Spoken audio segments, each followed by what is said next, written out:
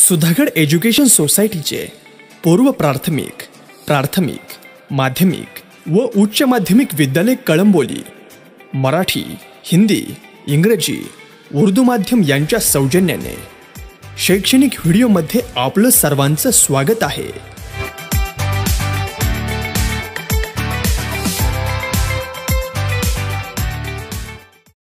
विद्यार्थी मित्रांनो, आज आपण इयत्ता 10वी मराठी पाठ्यपुस्तकातील स्थूलपाठ पहिला बाल साहित्यिका गिरिजा कीर, लेखिका आहेत डॉक्टर विजया वाड। हा गिरिजा कीर हा पाठ बोलकी पाने या पुस्तकातून घेतलेला आहे। विद्यार्थी मित्रांनो, आपण डॉक्टर विजया वाड यांचा थोडक्यात परिचय करून घेऊया।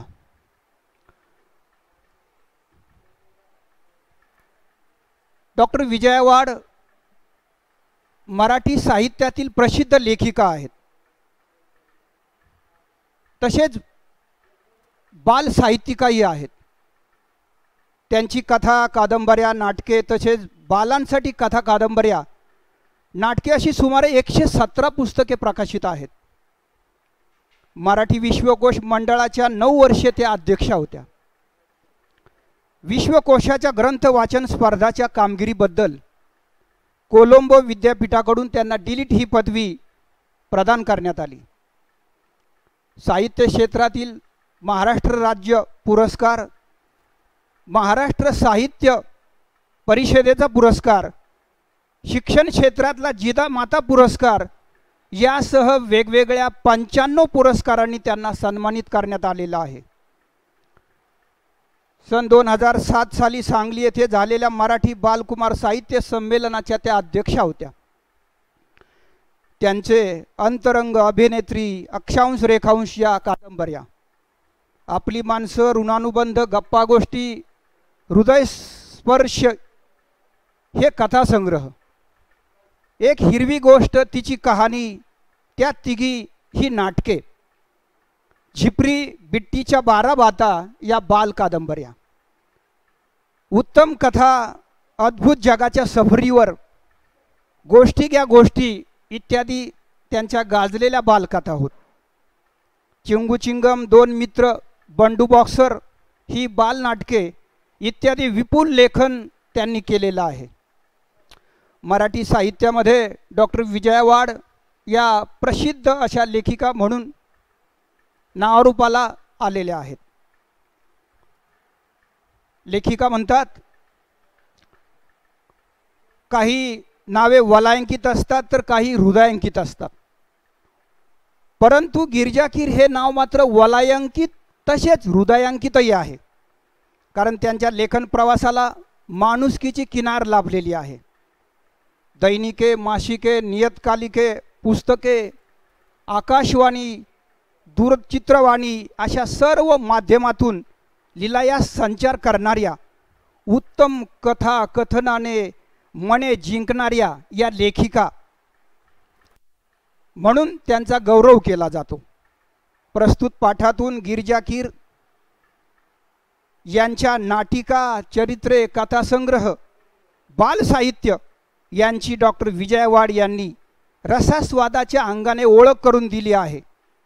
एखाद्या साहित्य कृतीकडे बघण्याचा आस्वादात्मक दृष्टिकोन विकसित होण्याच्या दृष्टीने हा पाठ या पुस्तकात समाविष्ट केलेला आहे। विद्यार्थी मित्रांनो, बाल साहित्यिका गिरिजा कीर यांच्या साहित्याबद्दलची समीक्षा डॉक्टर विजया वाड यांनी केलेली आहे। आता ही समीक्षा, या समीक्षेबद्दलची माहिती थोडक्यात या ठिकाणी दिलेली आहे की समीक्षा करताना कोणते मुद्दे गरजेचे आहेत आणि एखाद्या कलाकृतीचा रसास्वाद घेताना, समीक्षा करताना कोणते घटक जाणून घेऊन त्या साहित्याची समीक्षा केली पाहिजे त्याचा थोडक्यात आढावा आपण घेऊया. की आपल्याला एखादी गोष्ट आवडली किंवा आवडली नाही तर त्या आवडीनिवडीचे विश्लेषण आपल्याला करता यायला हवे. त्या गोष्टीच्या चांगल्या गुणांचे किंवा तिच्यातील दोषांचे विवेचन करता यायला हवे.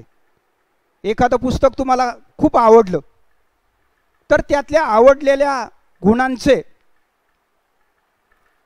गुणांची मांडणी करणे म्हणजे रसास्वाद होय. एखादी गोष्ट आवडण्याचे वा न आवडण्याचे चिकित्सक अभ्यासपूर्ण केलेले विश्लेषण म्हणजे समीक्षा होय. कोणत्याही साहित्यकृतीची कलाकृतीची समीक्षा करण्याची पहिली पायरी म्हणजे त्या कलाकृतीचा त्या साहित्यकृतीचा रसास्वाद घेणे होय. कोणत्याही कलाकृतीचा आस्वाद घेताना पुढील मुद्दे लक्षात घेणे आवश्यक असते. आता हे पुढील मुद्दे कोणते आहेत तर ते आपण पाहूया.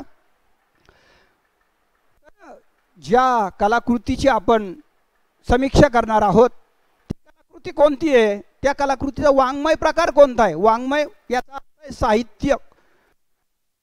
तर वाङ्मय प्रकार कोणता आहे, मग ती कथा आहे, कादंबरी आहे, नाटिका आहे, तर ललित लेख आहे, ललित निबंध आहे, तर हे आपण पाहिलं पाहिजे.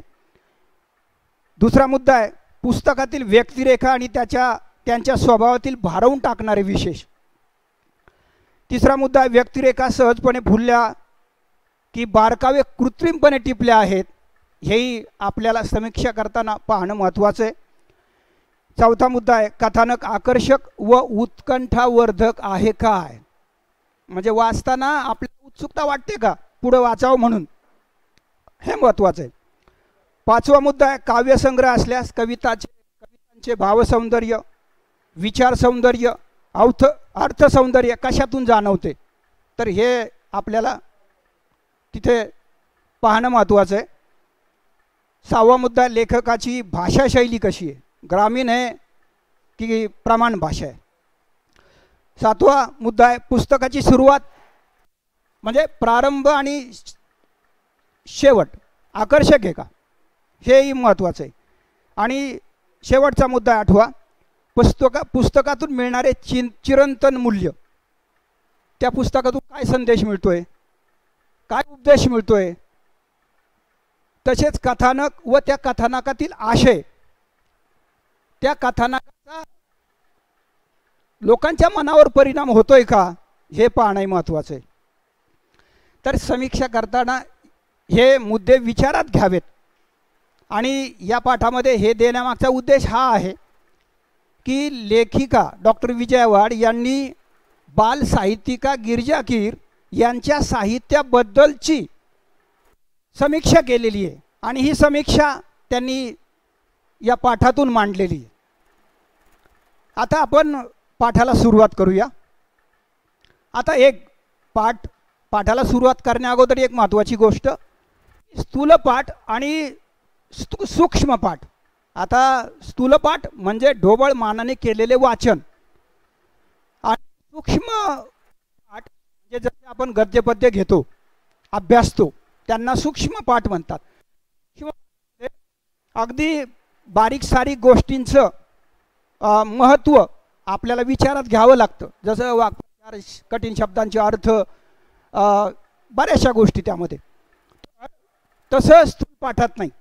म्हणून वाचन आणि गद्यपद्य यात थोडासा फरक आहे.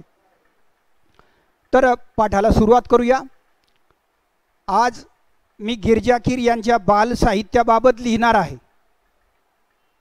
विपुल साहित्य निर्मिती करूनही गिरिजाबाईंच्या लेखनात तोचपणाचा दोष अभावानेही आढळत नाही, हे त्यांचे सर्वात मोठे यश आहे. त्यांची नाटुकली आपण वाचली तर आपल्या लक्षात येईल की चमत्कार, अद्भुत रम्यता या साऱ्यांपेक्षा बाईंना दैनंदिन जिव्हाळ्याचे प्रश्न खूप महत्त्वाचे वाटतात आणि तेही बालकांच्या विश्वातले.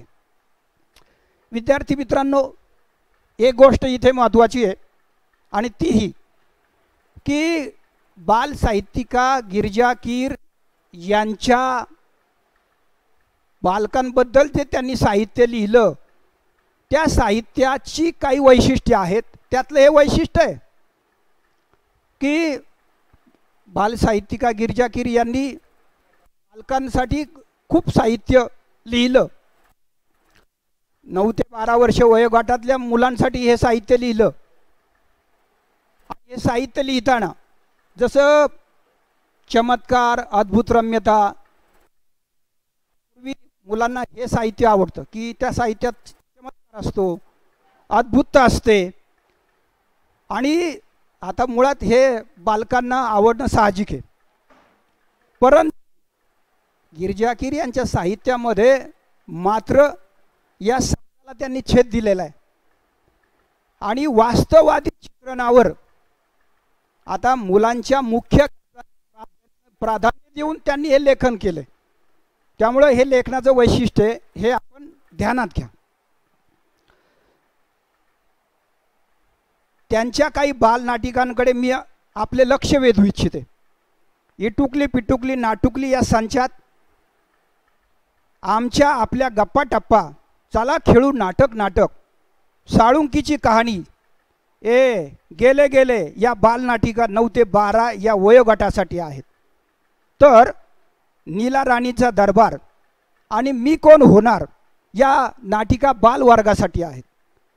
मला बालवर्गासाठी असलेल्या बालनाटिकांचे विशेष महत्त्व वाटते, कारण हा प्रांत पूर्णतया दुर्लक्षित असा आहे. पुण्याच्या रजनी परांजपे या वयोगटासाठी साधी सोपी जोडाक्षर विरहित पुस्तके प्रकल्प म्हणून तयार करून घेतात. त्यांच्या या स्तुत्य प्रयत्नाला गिरिजाबाईंची ही बालनाटके साथच देतात. या साहित्यामध्ये जर आपण त्यांच्या वैशिष्ट्य पाहिली तर आपल्या लक्षात येईल की त्यांनी 9 ते 12 वर्ष वयोगटासाठी, 5 ते 9 वर्ष वयोगटासाठी जोडाक्षर विरहित असं साहित्य तयार करून घेतलं. आणि मुळात मुलांचा जो आवडीचा विषय आहे की चमत्कार असावेत कथेत, नाटिकेत, अद्भुत रम्यता हवी, पण त्यांनी त्याला छेद दिला आणि वास्तववादी चित्रणावर भर दिला आणि मुलांच्या गरजा प्राधान्याने काय आहेत त्या लेखनावर भर दिला. आणि म्हणून मुलांना हे अधिकाधिक सोपं गेलं.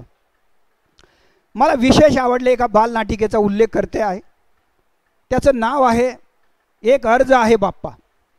सुजाता आणि सदानंद यांच्या घरात घडणारी ही गोष्ट. घरातली मोठी माणसं बाहेर गेली आहेत आणि अशा वेळी छोटी मुलं महत्त्वाचा विनिमय करत आहेत. मुलांसाठी कोणता प्रश्न इतका निकडीचा असतो तर आई बाबा शेजारी या मोठ्यांचं बॉशिंग त्यांना सहन होत नाही. बॉशिंग म्हणजे दबा. पण हे सांगणार कुणाला? मग सर्वांना वाटतं की आपल्या तक्रारीचा पाढा वाचू अर्जात आणि हा अर्ज चक्क बाप्पा पुढे ठेवूया, देव नक्की प्रसन्न होईल. आणि मग सुरू होते एक सामुदायिक अर्ज लेखन. सामुदायिक म्हणजे सगळ्यांनी मिळून एकत्रितपणे. इथे लेखिकेने काय छान तक्रारी मांडल्यात. काय काय मुलं लिहितात. आईची शिफॉनची साडी नेसायला मिळालीच पाहिजे, बर्फ का गोला खाण्याची आजादी पाहिजे, खायला मिळायला हवी, मधू भाऊ विनाया ही मित्रमंडळी कशी बाप्पाचं रूप घेऊन येतात आणि एकमेकाशी कशी भांडू लागतात. या प्रसंगात गंमत आली आहे. या नाटिकेला मुलांच्या मनाच्या खिडक्या उघडण्याचे कौशल्य लाभले आहे. छोटे मोठे सारे ज्या नाटिकेच्या प्रयोगात रंगून जातील. नाटकाला जे दृश्य परिणाम असायला हवे ते गिरिजाबाईंच्या नाटकात प्रभावीपणे दिसतात. मोजक्या पात्रातून जिवंत दृश्य साकार करणे आणि बाल प्रेक्षकांची मने जिंकणे ही अवघड बाब आहे, पण गिरिजाबाईंनी ती लीलया पेलली आहे. लीलया त्या पेलतात. दृश्य साकार करणे, प्रत्यक्षात आणणे, लीलया म्हणजे सहजपणे. तर हे जे 2 उतारे होते, या 2 उतार्यामध्ये लेखिकेने बाल साहित्याबद्दल उल्लेख केलेला आहे. आणि गिरिजाबाईंची बालसाहित्याबद्दलची वैशिष्ट्ये सांगितलेली आहेत की ते वास्तव चित्रणामुळे काय झालंय की जो प्रसंग घडतोय ना समोर तो जसा जिवंत वाटतो आणि खिळून राहतात आणि एक चांगला आनंद त्यामुळे प्रेक्षकांना वाचकांना त्यातून लाभतो. आता गिरिजाबाईंनी काही मुलांसाठी चरित्रे लिहिलेली आहेत ते आपण पाहूया. आता आपण गिरिजाबाईंच्या बालांसाठी असलेल्या अन्य साहित्य कृतींकडे वळूया. लहान मुलांच्या मनावर उत्तम संस्कार घडावेत म्हणून बाईंनी पुण्यश्लोक अहिल्याबाई होळकर, तपस्विनी अनुताई वाघ, शिक्षणव्रती ताराबाई मोडक, संत गाडगेबाबा, महात्मा ज्योतिबा फुले अशी सुंदर सुंदर चरित्रे लिहिली आहेत. त्यांच्यातली सामाजिक बांधिलकीची भावना जणू मुलांच्या हृदयाला साथ घालते. त्या म्हणतात, थोरांनी केलेलं कार्य पुढे नेणं हे स्मारक होय. त्यांनी या थोरांची चरित्रे मुलांसाठी लिहिली आणि त्या चरित्र्यामध्ये प्रत्येक चरित्र्यामध्ये एक त्यांनी बोधात्मक विचार मांडलाय. त्या विचारामुळे काय होतंय की मुलांना या थोरांचं कार्य समजतं आणि या कार्यातून बोध घेऊन तशा प्रकारची कृती करायला हवी हा उपदेश मिळतो. प्रत्येक चरित्र्यात त्यांनी एक एक महत्त्वाचा विचार मांडला आहे. महात्मा ज्योतिबा फुले यांच्या चरित्र्यात गिरिजा कीर लिहितात, प्रत्येक सुशिक्षित स्त्रीला आपल्याला लिहिती बोलती करणाऱ्या या पित्याचं ऋण कधी विसरता येणार नाही. महात्मा ज्योतिबा फुले, सावित्रीबाई फुले यांनी भारतातल्या प्रत्येक स्त्रीला शिक्षणाच्या बाबतीत जागृत केलं आणि म्हणूनच आपल्या लिहिती बोलती ज्यांनी केलंय त्यांचं ऋण आपण कधी विसरायला नको हा विचार मांडतात. ताराबाई मोडक या शिक्षणव्रती स्त्रीबद्दल लिहिताना त्या म्हणतात, ताराबाई मोडक यांनी शिक्षणव्रती म्हणजे शिक्षणाचं रोध घेतलेल्या त्यांच्याबद्दल लिहिताना त्या म्हणतात, माणसं ओळखून त्यांचं योग्य कामाला उपयोग करणं ही ताराबाईंची खासियत आहे. खासियत म्हणजे एक प्रकारे हातखंडा, पारंगतता. खरं आहे, मोठी माणसे हिऱ्याची पारख करू शकतात. पारख करणे, हेरणे, जाणणे, ओळखणे. ताराबाई मोडक यांचा वसा याचा अर्थ आहे वारसा पुढे चालवणाऱ्या अनुताई वाघ यांचे चरित्र सादर करताना गिरिजाबाई म्हणतात, ज्या भागात काम करायचं त्या भागातली मुलं शिकती आणि शिक्षणासाठी येती करणं, त्या परिसरातल्या जीवनावश्यक अडचणी लक्षात घेणं, कार्यानुभव शिकवताना रोजगाराची संधी उपलब्ध करून देणं, त्यांना समजेल अशी भाषा वापरणं, श्रद्धेनं शिकवणं, श्रद्धेनं मनापासून हृदयापासून श्रद्धा ठेवून त्यात प्रेम ओतणं, प्रेम जिव्हाळा या गोष्टी अनुताईंनी आचरणात आणल्या. जन्मभर ते कार्य पुढे नेण्यासाठी सळसळत्या रक्ताची तरुण मुले पुढे येवत हेच अनुताईचे खरे स्मारक ठरेल.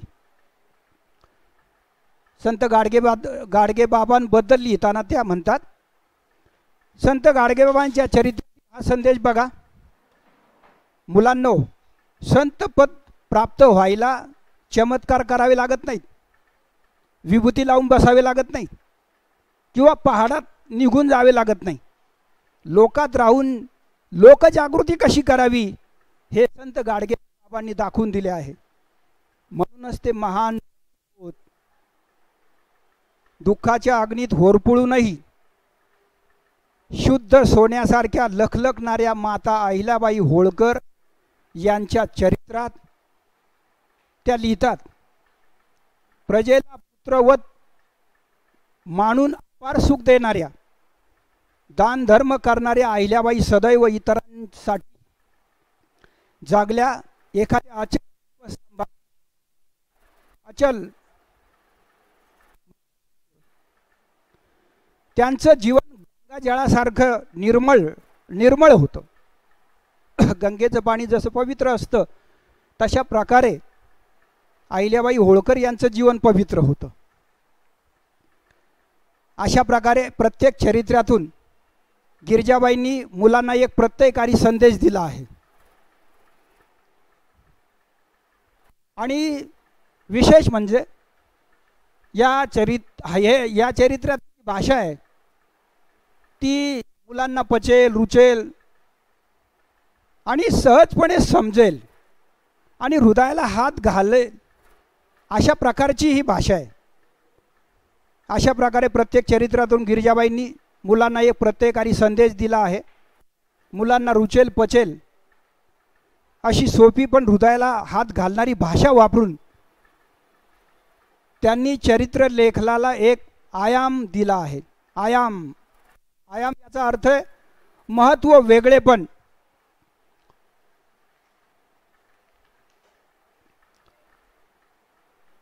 आपण पाहिलं की डॉक्टर विजयवाड यांनी बालसाहित्यिका गिरिजा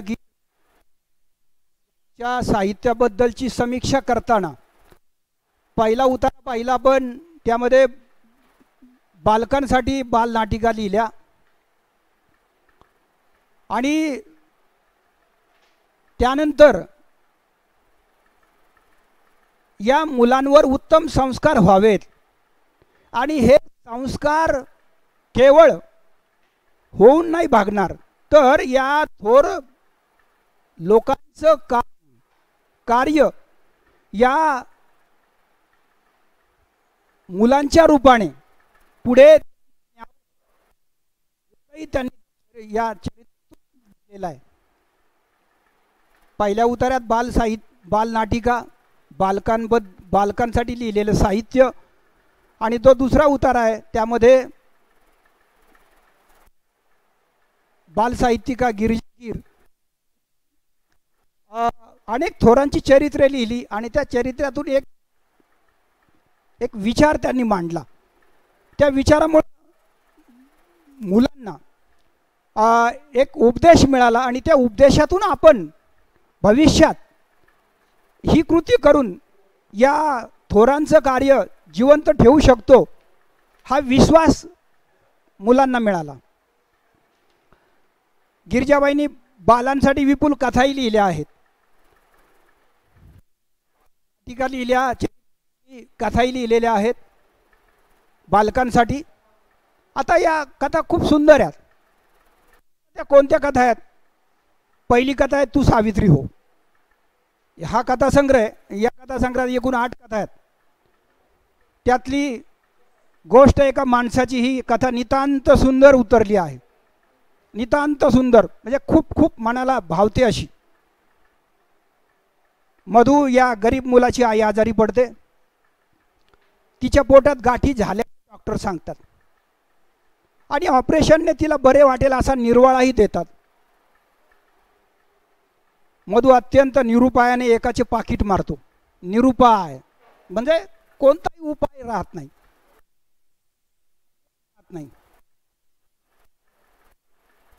म्हणतो पण केलंच पाहिजे आणि म्हणून तो पाकिट मारतो, कारण त्याच्याजवळ पैसे नसतात. मधू नोटा मोजतो तब्बल, पण सोबत चिठ्ठी असते.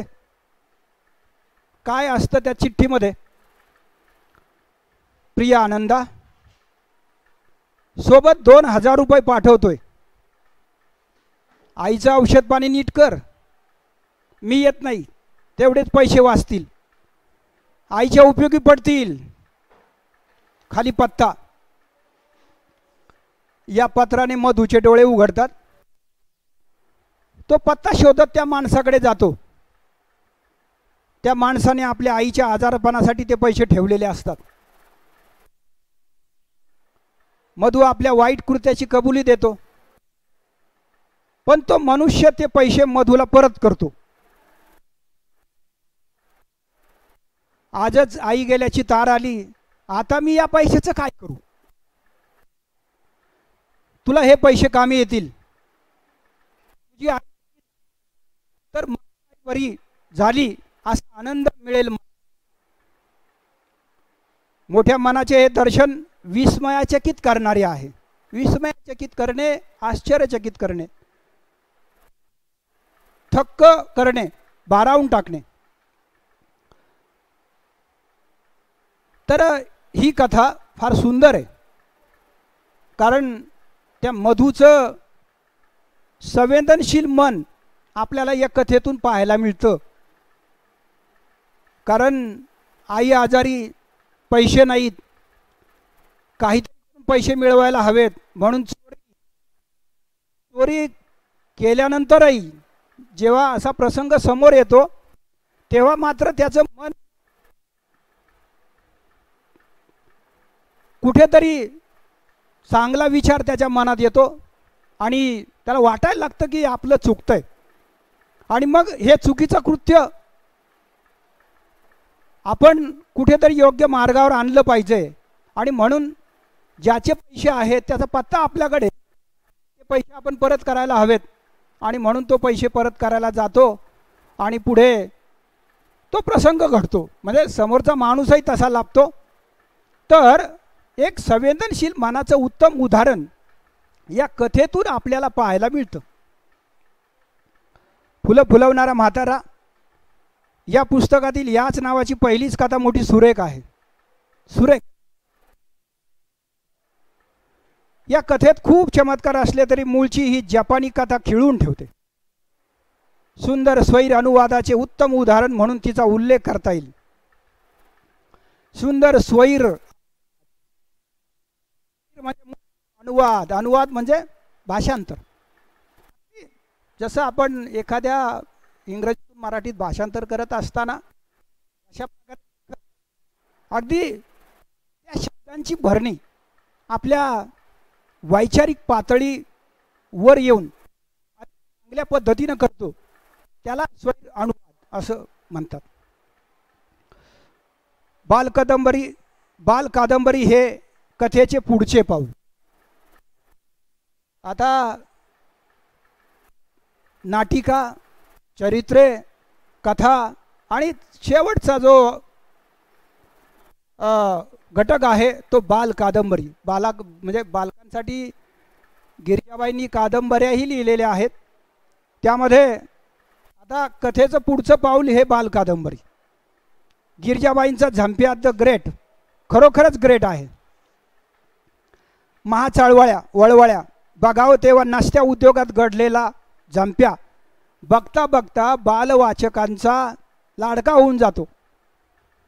आग लागली असे वाटून आगीचा बंब बोलवण्याचे प्रकरण त्या कथेत रंगले आहे. यडबंबू ढब्बू बालकादंबरी खूप मनोरंजक आहे. मनोरंजक म्हणजे लावणारी आहे. प्रत्येक लहान मूल आई आपण आवडतं व्हावं या प्रयत्नात असतं. डबू हा मुलगा आईला उगाच त्रास देणारा नसतो. ताईचा साखरपुडा असतो, त्यासाठी घरात मिठाई केलेली असते आणि काही गरीब मुलं ती मिठाई मागू लागतात. डबू नाही म्हणतो, पण आई म्हणते तुकडा तुकडा देऊन टाक त्यांना, कुणाला दुःखी ठेवू नये, सर्वांवर प्रेम करावे. डब्बू हे ध्यानात ठेवतो. दुपारी सगळे वामकुक्षी घेत असतात, त्यावेळी आईने व्याह्यांना देण्यासाठी आणलेले मिठाईचे ताट डब्बू भिकाऱ्यांना वाटतो. तो भाग वाचकांना आवडावा असा आहे. वामकुक्षी म्हणजे दुपारची विश्रांती. जेवण केल्यानंतर थोडी झोप लोक घेतात, त्याला वामकुक्षी असं म्हणतात. तर ही वामकुक्षी घेत असताना भिकारी येतात आणि घरामध्ये ते मिठाईचं ताट असतं आणि ते अख्खं ताटच हा डब्बू त्या भिकाऱ्यांना वाटून टाकतो. भिकाऱ्यांना खूप आनंद होतो. परंतु आता घरच्यांना काय वाटलं असेल याची कल्पना आपल्याला येतेच. मग काय घडलं असेल पुढे, तर हा प्रसंग एक विनोद निर्माण करणार आहे. एकूणच गिरिजाबाईंना शब्दांचे इतके सुंदर दान पडले आहे की अनंत हस्ते कमलाकराने, देता किती घेशील दो कराने, असे वाटावे. गिरिजाबाईंच्या लेखणीला, त्यांच्या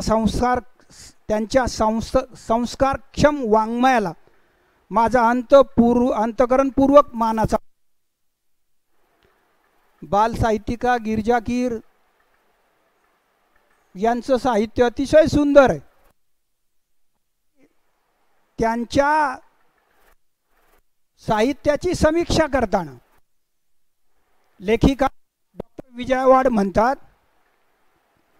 की त्यांचं ते सुंदर साहित्य अभ्यासताना, त्याची समीक्षा करताना किती घ्यावं असं वाटायला लागतं. कारण आपल्या दोन हातानं किती घ्यावं आपण असं वाटतं. म्हणजे बाल साहित्यिका गिरिजा कीर यांचं जे साहित्य आहे ते सुंदर आणि सगळ्या घटकांसाठी लेखन केलेलं.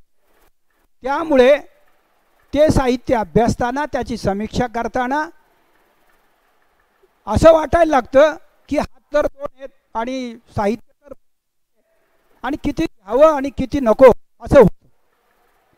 आणि वाड त्यांच्या साहित्याला अंतकरणापासून सलाम करतात.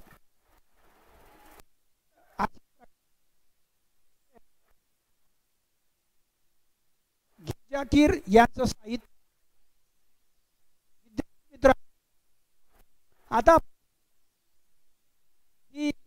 पाठ्यपुस्तकात चार आहेत.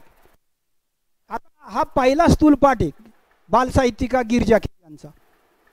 आणि 4 पाठावर 3 प्रश्न येणार. कारण प्रश्न तिसऱ्यामध्ये, आता जर प्रश्नपत्रिका आपण कृतीपत्रिका जर पाहिली तर त्या कृतीपत्रिकेमध्ये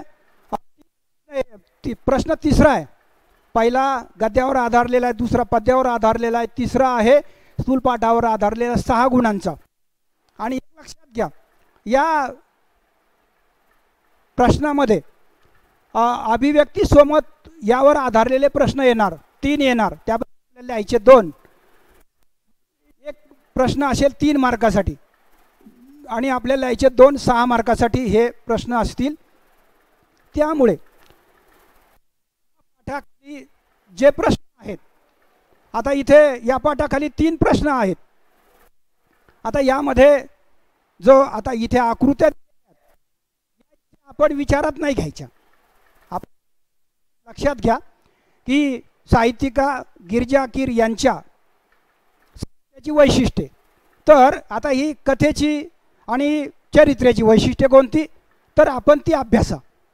त्यानंतर जो दुसरा प्रश्न आहे टिपाल्या की गिरिजा कीर यांच्या बाल नाटिकांचे विशेष मी सांगितलेत कोणते की 9 ते 12 वयोगटासाठी जोडाक्षर विरहित, अगदी मुलांना सहज सोपी वाटतील अशा बालनाटिका त्यांनी लिहिल्या.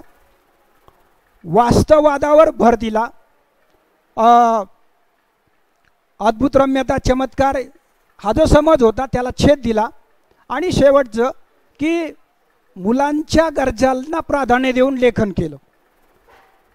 आणि लिहिल्यामुळे देखावा जिवंत वाटतो, प्रेक्षक खेळून राहतात, ही त्यांच्या लेखनाची वैशिष्ट्ये. जो दुसरी टीप आहे की येडबंबू ढब्बू बालकादंबरीतला विनोद काय. आई सल्ला देते काय की दुःखी ठेवू नये, व्यायासाठी मिठाई केलेली त्यांना वाटतो, त्याला आनंद होतो, पण घरचे रागवतात.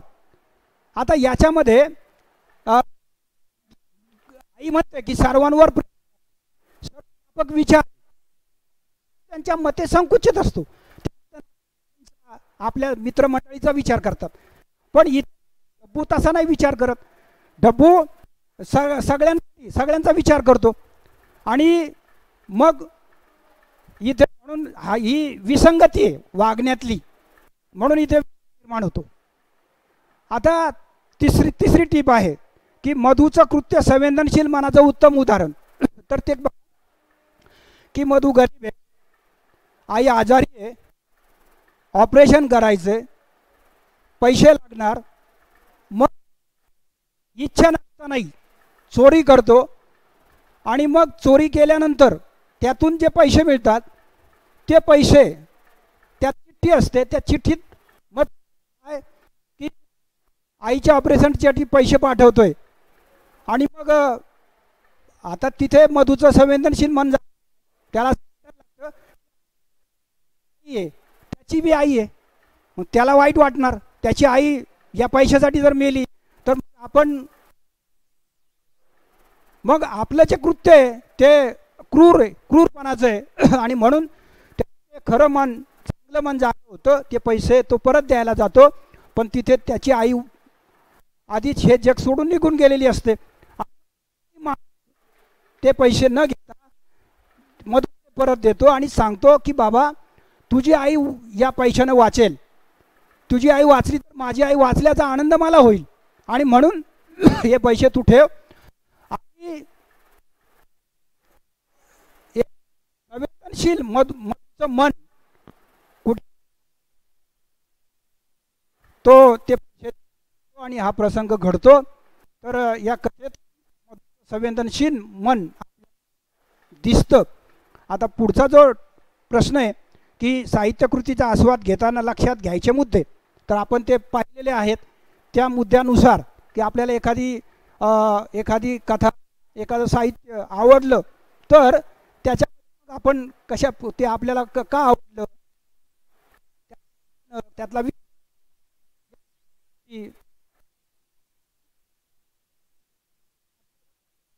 का, लेखकाची भाषा प्रभावी आहे का, कविता असेल तर सौंदर्य, अर्थ सौंदर्य